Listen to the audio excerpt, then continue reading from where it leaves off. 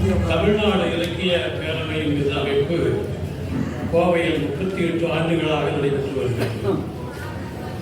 அதனுடைய ஆரம்ப காலத்திலிருந்தே நண்பர் சுப்பிரமணியம் என்று சொல்லக்கூடிய நாஞ்சில் அந்த மன்றம் வரவேற்று போற்றி மகிழ்ந்தது.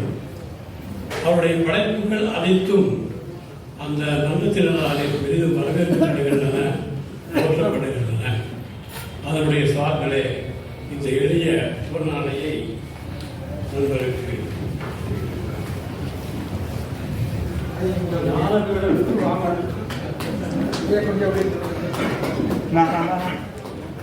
கேமரா பார்த்து போஸ் கொடுங்க. கேமரா கொடுங்க.